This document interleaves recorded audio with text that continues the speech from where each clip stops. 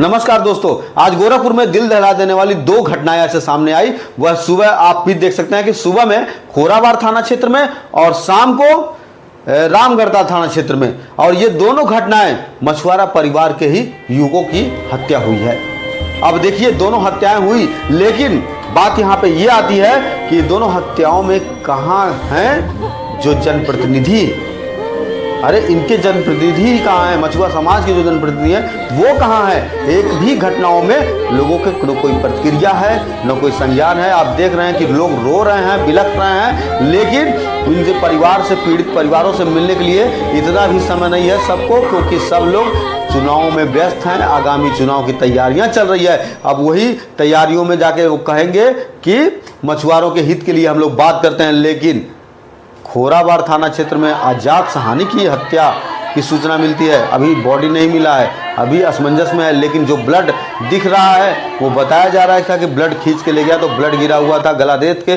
कहीं न कहीं आशंका जता रही है हत्या हुई है, और बगल में नदी है कि हो सकता है नदी में भी फेंक दिया गया हो। सुबह से पुलिस इस पे काम में जुटी हुई है, लेकिन अभी तक सफलता नहीं मिला हुआ है। मैं वही बता दूं आपको, सुबह की घटना में पुलिस अभी जाँच ही कर रही थी कि शाम को रामगढ़ता थाना क्षेत्र में अमृतानी जो पड़ता है यहाँ पे कठौर के पास में, वो रिश्तेदारी में आया हुआ था लड़का। उस लड़के की हत्या हो जाती है शाम को गले पे चाकू मारकर।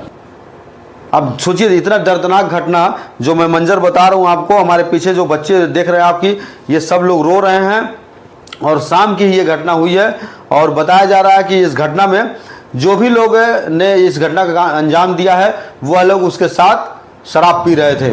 अब ऐसे में बता दें आपको कि इतना मनबढ़ी हो गई है कि गोरखपुर में लगातार ये जो है हत्या पे हत्या हो जा रहा है। एक हत्या सुबह, एक हत्या शाम को। अब जैसे मैं बता दूं कि 35 वर्षीय युवक रमेश निषाद, ये रहने वाला मूल रूप से गोरखनाथ थाना क्षेत्र के रसूलपुर का है, और ये रसूलपुर से अपनी रिश्तेदारी में कठौर गया था। कठौर में जाकर वो है बाकायदा वहाँ पे अपने रिश्तेदारी में था, और किसी अपने लोगों के साथ में वो पार्टी मनाने के लिए बगीचे में गया, और बगीचे में कुछ कहा सुनी हुई, उसके बाद से उसकी हत्या कर दी गई है। और हत्या करने वाले लोगों का खौफ बिल्कुल तरीके से हट गया है कि कोई कानून व्यवस्था है और उन्हें कुछ सज़ा होगी।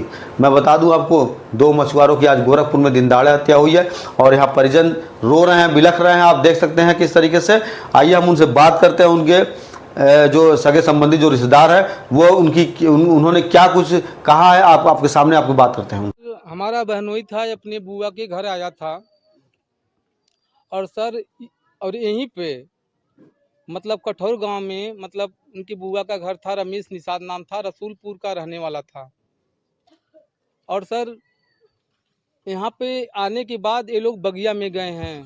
पता सर सुनने में ऐसा आ रहा है कि झीनक उर्फ खन्ना, मतलब इनकी दुकान पे, रमेश की बुआ की दुकान पे काम करता था। गिट्टी बालू सीमेंट सरिया का जो भी दुकान है सर, काम करता था।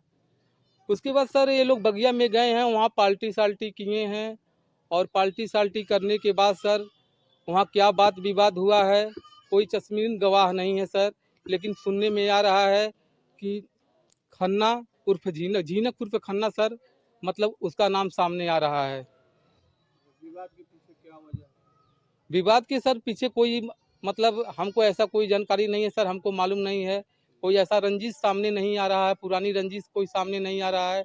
बुआ के घर वालों, रमेश के बुआ के घर वालों का कहना यही है। मारने में किसी तरह के हथियार का प्रयोग? हाँ सर, मारने में कोई तो हथियार का प्रयोग हुआ है।